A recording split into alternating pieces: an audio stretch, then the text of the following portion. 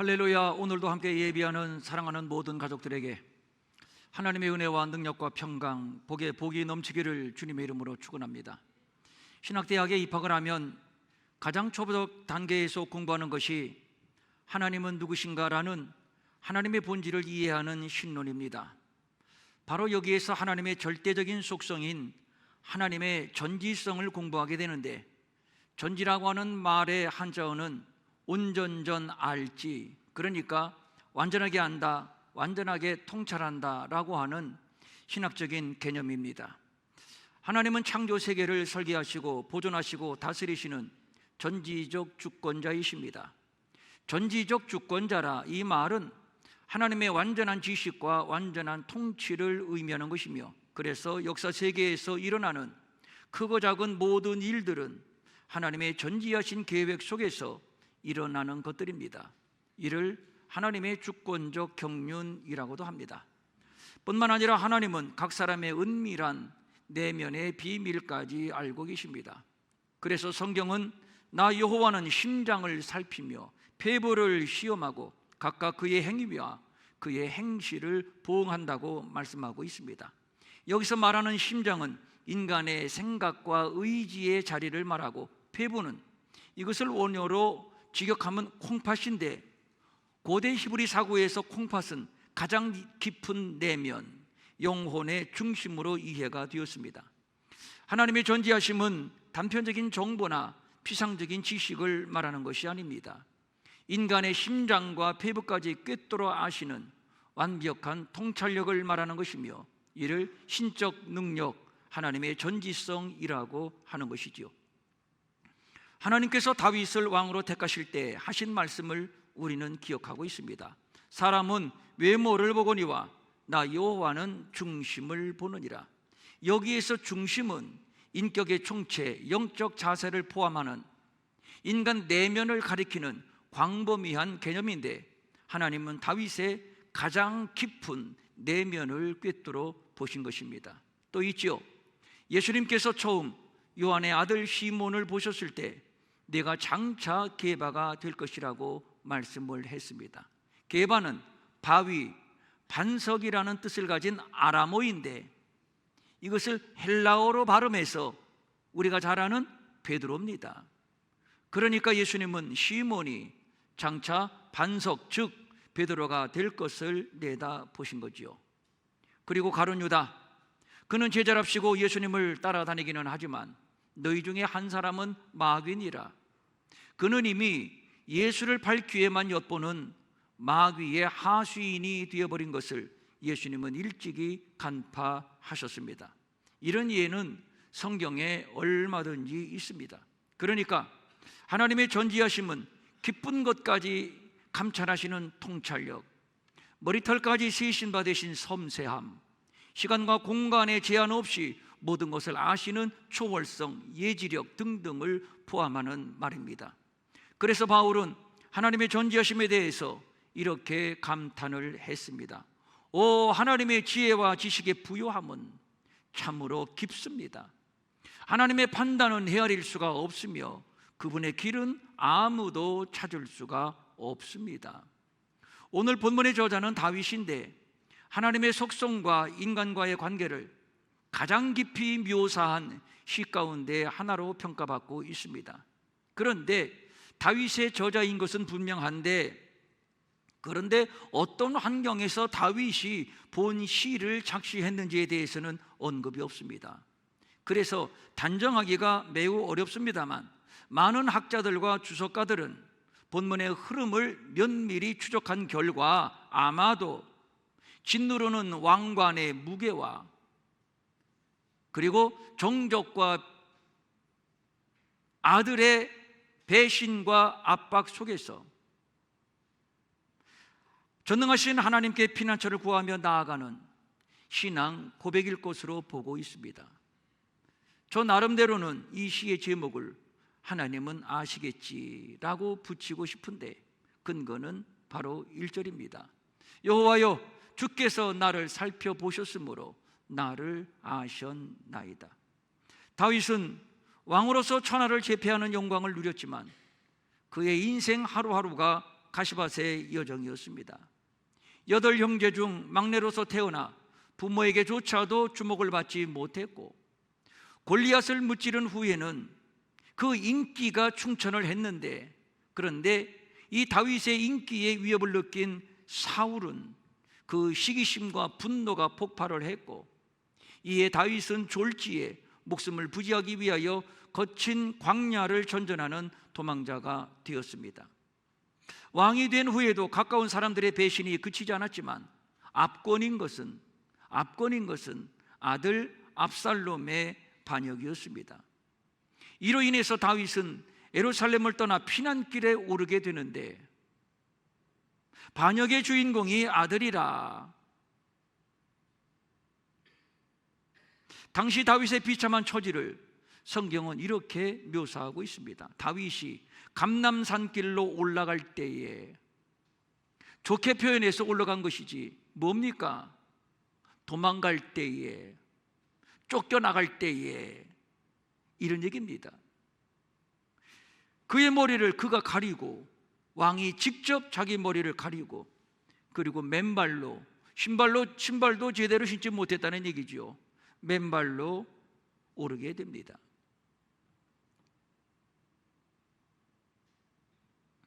그를 따르는 사람들과 함께 맨발로 울며 이렇게 도망을 갑니다. 생각해 보십시오. 천하의 다윗이 졸지에 아들의 반역으로 궁에서 쫓겨나 눈물을 삼키며 맨발로 도망을 갑니다. 이것은 단순한 정치적인 위기가 아니었습니다. 아버지로서, 왕으로서, 하나님의 사람으로서 받은 뼈아픈 배신과 상실이었습니다. 그리고 압살롬이 죽었습니다. 그런 아들도 아들이라고, 아들을 잃은 아버지는 이렇게 통곡을 합니다. 내 아들 압살롬아, 내 아들 압살롬아, 내가 죽다니, 차라리 내가 죽었으면 더 좋았을 것을. 압살롬 내 아들아, 압살롬 내 아들아. 어쨌든 압살롬의 반역으로 백성들은 혼란에 빠지고 신하들은 동요를 했습니다. 왕의 권위는 무너지고 아들을 잃은 아버지의 통곡만 산천에 메아리칩니다. 이제 어떻게 합니까? 누구를 붙들고 토로할 수 있습니까? 누구 앞에서 통곡할 수 있습니까? 명색이 왕인데. 오늘 본문은 다윗이 이러한 죄악의 상황에서 하나님의 전지하심을 깊이 체험한 신앙 고백으로 보고 있습니다. 이 시의 표제가 인도자를 따라 부르는 노래라고 기록하고 있습니다. 그러므로 본 시는 골방에서 개인이 개별적으로 토해내는 독백이 아니라 회중과 함께하는 공동체 예배에서 선포된 신앙 고백임을 알 수가 있습니다. 여호와여, 주께서 나를 살펴보셨으므로 나를 아시나이다. 이렇게 시작을 하는데, 그러면 무엇을 보고 무엇을 아신다는 말씀인가요? 주께서 내가 앉고 일어섬을 하시고 멀리서도 나의 생각을 밝히 아시오며, 멀리서도, 그러니까 공간을 초월하여 나의 앉고 일어섬을 하시고 나의 생각을 아신다는 얘기, 그리고 나의 모든 행위를 익히 아시오니, 충분히 다 파악하고 계시다는 얘기.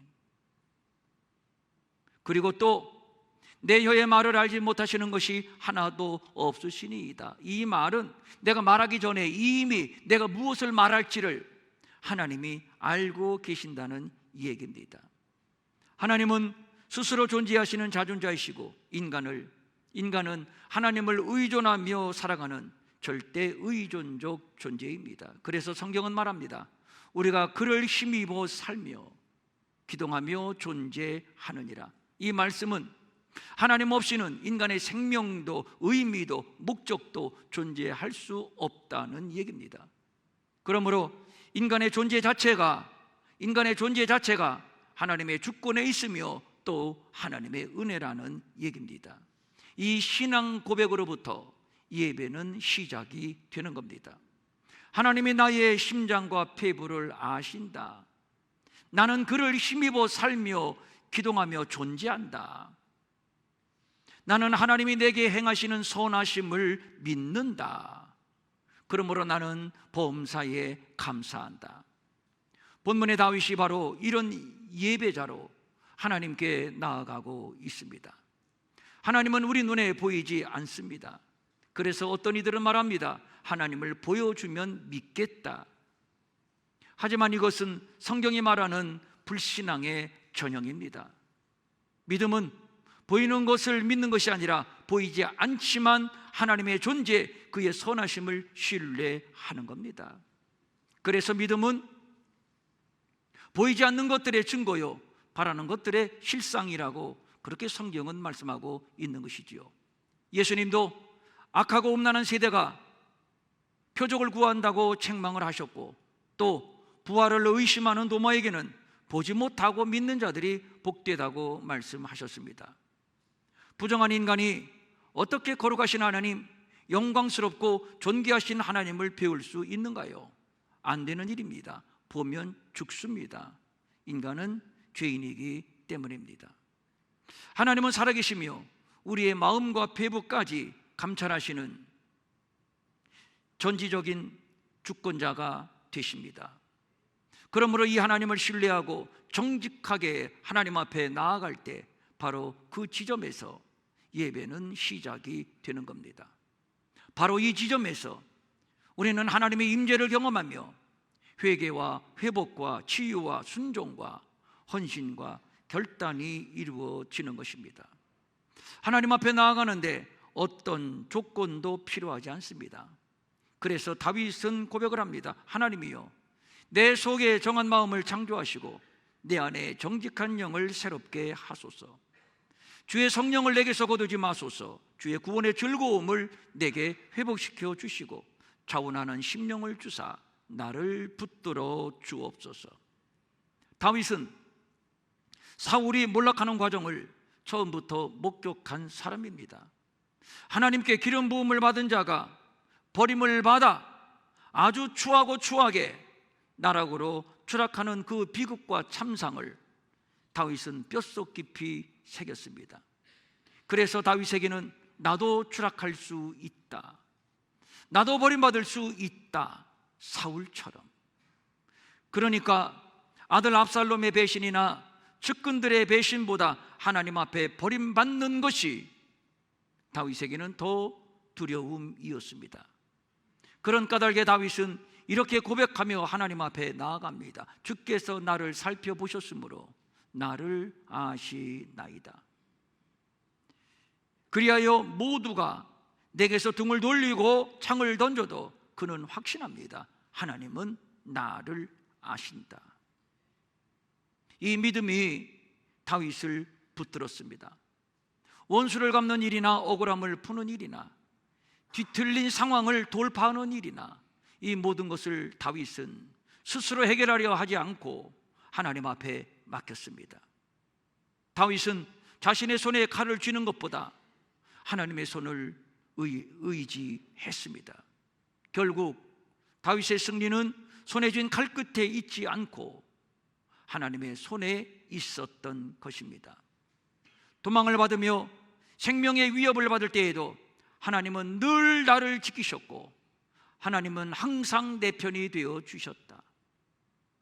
모든 사람의 시선이 내게서 멀어져도 여전히 하나님의 눈길은 나를 떠나지 아니하시고 내 편이 되어 주시고 그리고 그 능력의 손으로 나를 붙들어 주셨다. 그래서 그는 노래합니다. 주는 내가 안고 일어서는 모든 것을 알고 계십니다. 주는 멀리서도 내가 지금 무슨 생각을 하는지 주님은 알고 계십니다. 주님은 내가 나가는 것도 아시고 눕는 것도 아시옵니다. 내가 무슨 말을 하는지, 아니 내가 무슨 말을 하기 전에 이미 내가 무슨 말을 할지 하나님은 알고 계십니다. 주는 앞뒤로 나를 둘러싸고 계십니다. 주는 주의 손으로 나를 붙잡고 계십니다. 이렇게 그는 노래를 했습니다. 왜 다윗의 이름이 오늘까지 위대한 이름으로 회자되는지 다시 한번 확인하게 됩니다.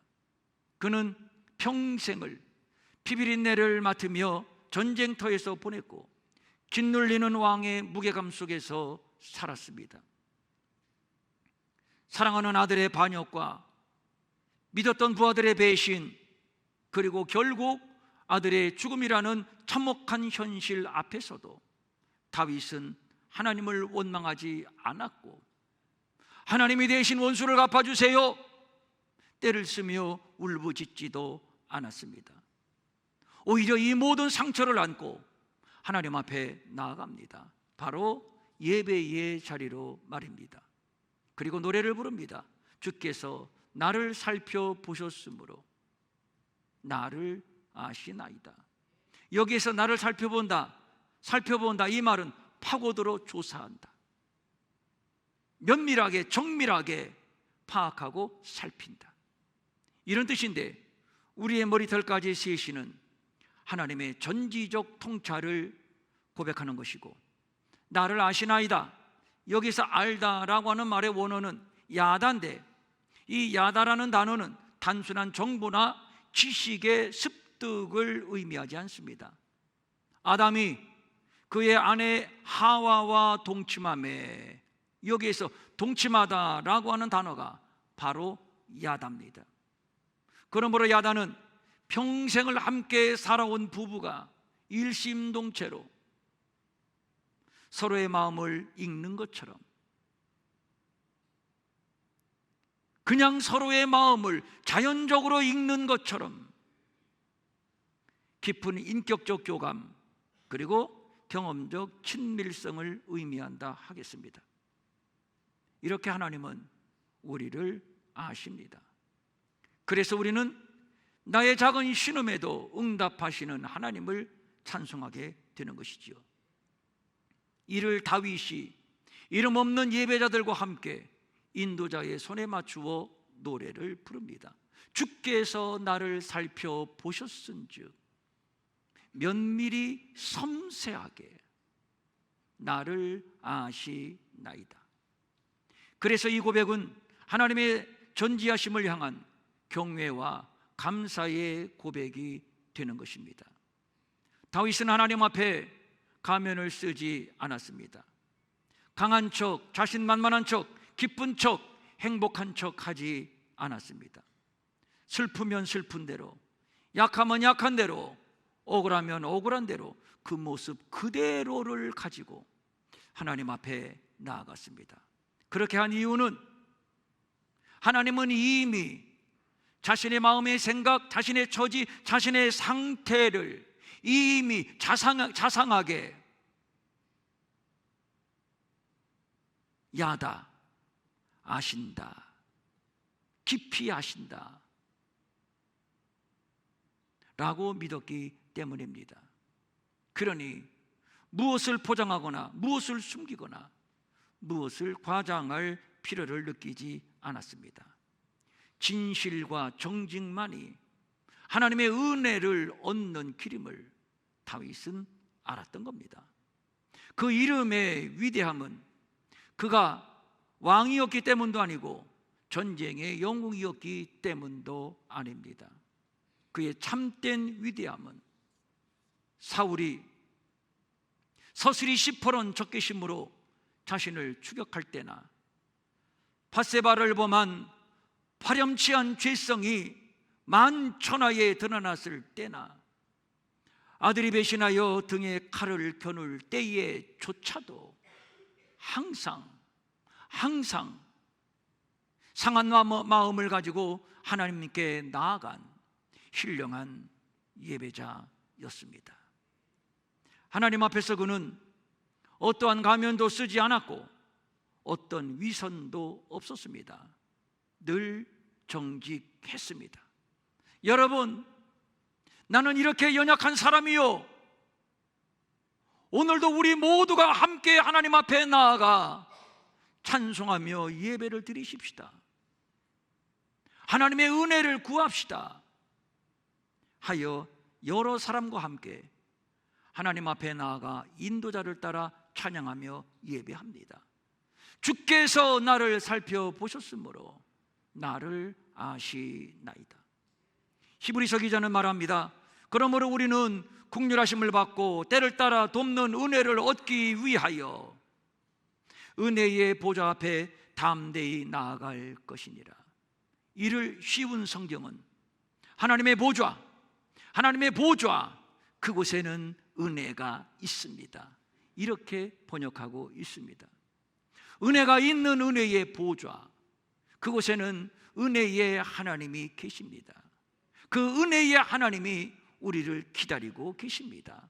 은혜의 선물을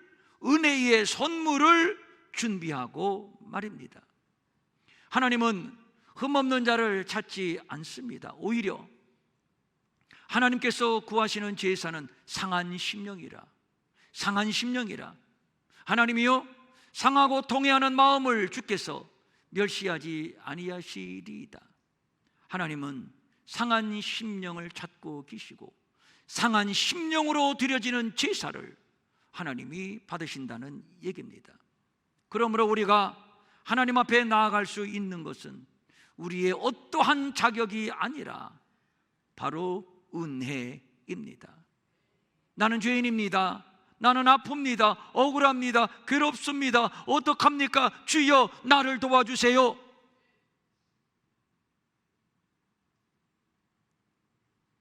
이렇게 정직하게 하나님 앞에 나아가기만 하면 하나님은 때를 따라 돕는 은혜. 무슨 얘기입니까? 어떤 형편이든지 어떤 문제든지 그게 누구든지 가리지 아니하고, 요즘 우리가 쓰는 말로 표현한다면 맞춤형으로 은혜를 주신다, 이것이지요. 시험 중에 있는 자에게는 인내의 은혜를, 슬픔 중에 있는 자에게는 위로의 은혜를, 헌신을 결단한 자에게는 능력의 은혜를, 이런 문제 저런 문제로 고민하는 자들에게는 문제를 풀어주시고 시원케 하시는 은혜를 더하여 주십니다. 사망의 음침한 골짜기까지 찾아오셔서 기어이 자기의 양을 찾아 안고 오시는 하나님, 그는 은혜의 하나님이십니다. 이 하나님을 믿기에 다윗은 지금 찢겨진 상처를 안고 찬송하며 하나님 앞에 나아가고 있는 겁니다. 우리가 잘 아는 다윗의 시 한 편을 더 소개합니다. 나의 구속자이신 여호와여, 내 입의 말과 마음의 묵상이 주님 앞에 연락되기를 원하나이다. 다윗은 입술의 언어, 마음의 묵상까지도 하나님이 익히 알고 계심을 알았고, 그래서 하찮은 입술의 언어, 깊고 은밀한 마음의 묵상까지 하나님 앞에 온전히 상달되는 예배자가 되기를 원했습니다. 다윗은 기쁠 때 찬송했고, 슬플 때 탄식했고, 억울할 때 호소했고, 죄가 발견되었을 때에는 더 정결하고 더 경건하고 더 거룩해지기를 원하여 처절하게 마음을 찢으며 하나님 앞에 통회자복 회개하기를 주저하지 않았습니다. 하나님이여, 내 속에 정한 마음을 창조하시고 내 안에 정직한 영을 새롭게 하옵소서. 그래서 다윗의 생애는 목동에서 일약 왕으로 벼락 출세하는 성공 스토리가 아니라 항상 하나님 앞에 엎드려진 한편의 예배였습니다. 더러는 다윗을 배신했고 오해했지만, 그러나 하나님만큼은 다윗의 진실, 다윗의 정직함을 알고 계셨습니다. 안고 일어서고 생각하고 말하는 것, 그리고 다윗의 은밀한 눈물과 한숨과 고독까지 하나님은 다 아셨습니다.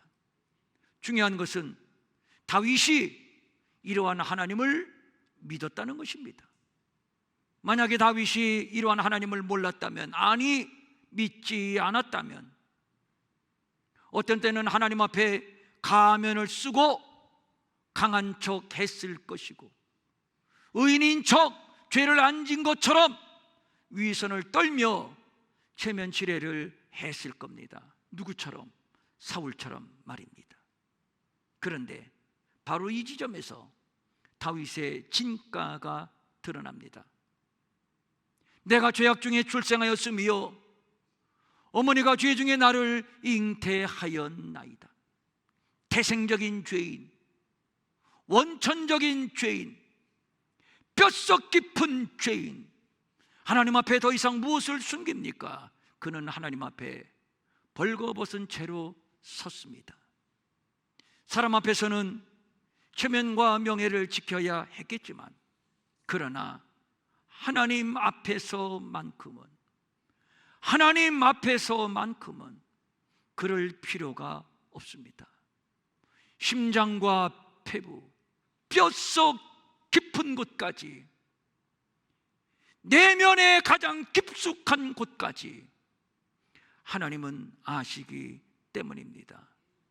그래서 다윗은 무너졌지만 다시 일어설 수가 있었고, 범죄 후에도 눈물로 가슴을 찢으며 하나님의 긍휼을 구할 수가 있었던 겁니다.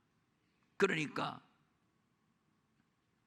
다윗이 가진 진정한 힘은 손에 들려있는 칼이나 머리에 눌러쓴 왕관이나 가슴에 붙어있는 훈장에 있는 것이 아니었습니다. 다윗이 가지고 있는 힘은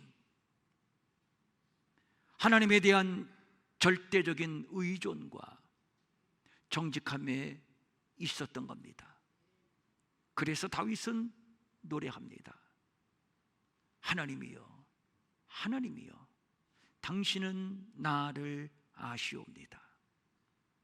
사랑하는 성도님들, 우리는 종종 다윗처럼 억울하고 지치고 상처받고 절망적인 상황에 처하게 됩니다. 괜찮습니다. 왜 괜찮냐고요? 하나님은 이미 아시거든요. 모든 건 낱낱이 아시거든요. 그렇다면 숨길 것이 무엇이겠습니까? 그래서 천부여 의지 없어서 손들고 옵니다. 손들고 오는 것이며, 하나님 앞에 벌거벗은 어린아이처럼 그렇게 설 수 있는 겁니다. 가면을 벗고 진솔하게, 상한 마음 그대로, 찢겨진 심령 그대로 은혜의 보좌 앞으로 나아가십시오. 그곳에는 은혜의 하나님이 계십니다. 계산하지 말고, 덕지덕지 치장하지 말고, 어린아이처럼, 또 누구처럼, 다윗처럼 말입니다. 바로 그 은혜의 보좌에서 하나님은 때를 따라 돕는 은혜로 우리를 채우실 것이며 우리를 새롭게 하실 겁니다. 그리고 우리는 마침내 이런 고백을 할 겁니다. 내가 주의 영을 떠나 어디로 가겠습니까? 주의 앞에서 어디로 내가 피할 수가 있겠습니까? 내가 하늘에 올라갈지라도 하나님은 거기 계시옵니다. 내가 수월의 자리를 펼지라도 거기에도 하나님이 계시옵니다. 내가 새벽 날개를 치며 바다 끝에 가서 거주할지라도 이게 웬일입니까? 하나님은 이미 그곳에 와 계십니다. 그곳에서 하나님은 당신의 손으로 나를 인도하며 나를 붙드시며 나를 강하게 하십니다. 그리고 또 이런 노래를 부릅니다. 여호와여, 주께서 나를 살펴보셨으므로 나를, 속속들이 나를 아시옵니다.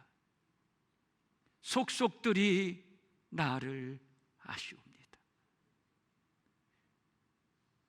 나의 웃음도 아시고 눈물도 아시고 한숨도 아시고 탄식도 아시고 나의 미래의 계획까지도 하나님은 아시옵니다. 주님, 나를 주님 앞에 올려드립니다. 나를 맡아 주옵소서. 그리하기만 하면 은혜의 하나님이 준비하신 은혜로 우리를 풍성케 하시며 더 형통하고 더 복되게 하실 줄 믿습니다.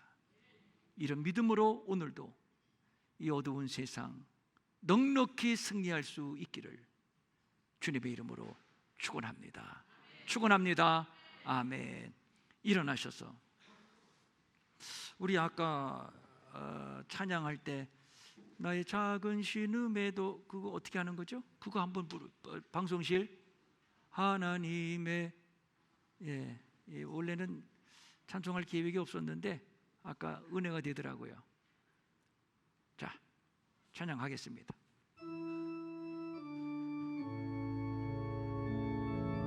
방송실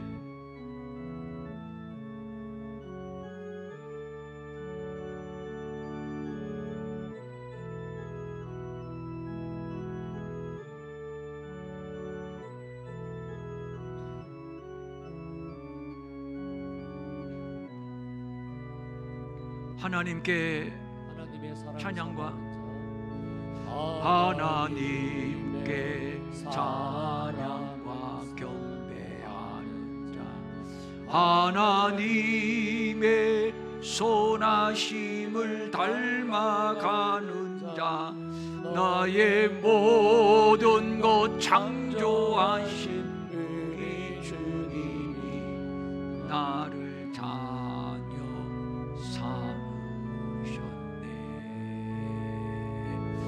하나님 사랑의 눈으로 나를 어느 때나 바라보시고 하나님인 자 귀로써 언제나 나에게 기울이시니 어두움에 밝은 빛을 비춰주시고 나의 작은 신음에도 응답하시니 나는 어느 곳에 있든지 주만 바라며 주만 바라볼지라. 하나님 사랑의 눈으로 나를 어느 때나 바라보시고 하나님인 자 귀로써 언제나 너에게 기울이시니 어두움에 밝은 빛을 비춰주시고 나의 작은 신음에도 응답하시니 나는 어느 곳에 있든지 주를 바라며 주만 바라볼지라. 주만 바라볼지라.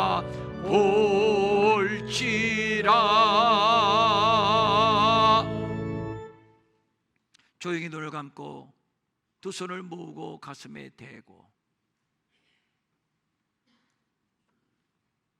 어떤 때는 혼자인 줄 알았죠. 아무도 나를 돕는 이 없는 고아인 줄 알았죠. 하나님이 내 이름 석자 기억하실래나, 내 형편 아실래나 의심했던 적도 있었지요. 그렇지요.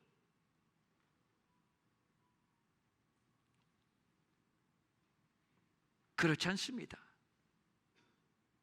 하나님은 나를 살펴보셨으므로 면밀히 구석구석 자상하고 섬세하게 관찰하셨으므로 나를 아셨나이다. 정말 그렇게 믿습니까? 정말 그렇게 믿습니까? 나의 작은 신음에도 응답하시는 하나님,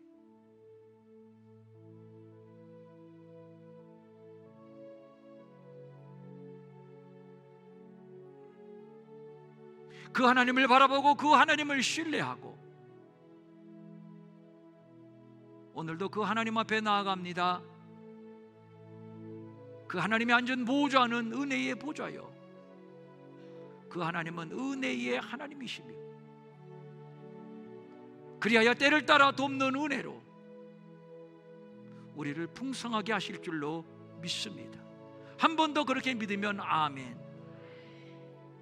힘내십시오.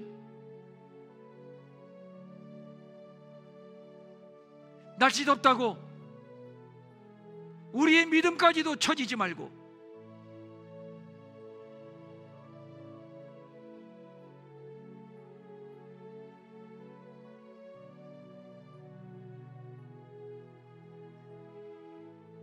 풍랑을 걸어 돌파했던 예수님처럼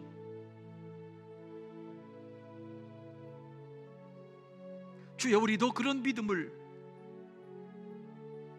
주여 우리에게도 그런 믿음을 더하여 주시옵소서.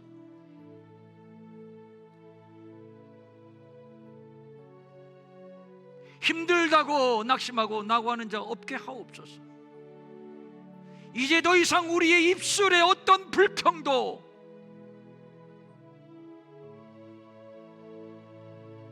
거론하지 않게 하시고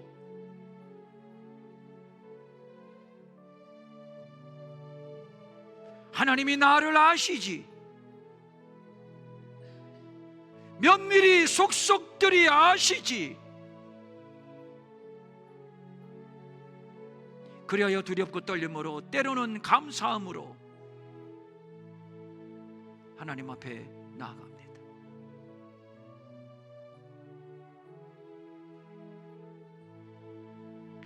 하나님 아버지, 감사합니다. 오늘 다윗의 믿음을 조명하면서 내 믿음을 또 점검해 봅니다. 얼마나 죄송하고 부끄러운지요. 이만하면 편안한데도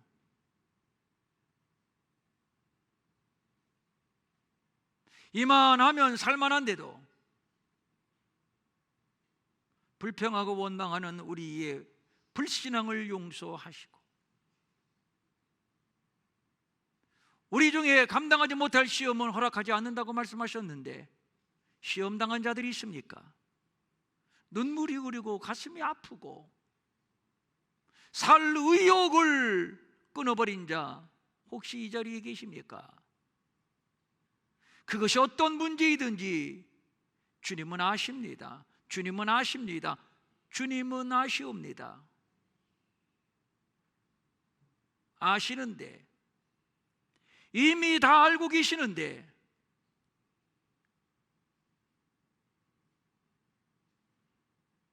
우리가 숨길 것이 무엇이고 가릴 것이 무엇이겠습니까?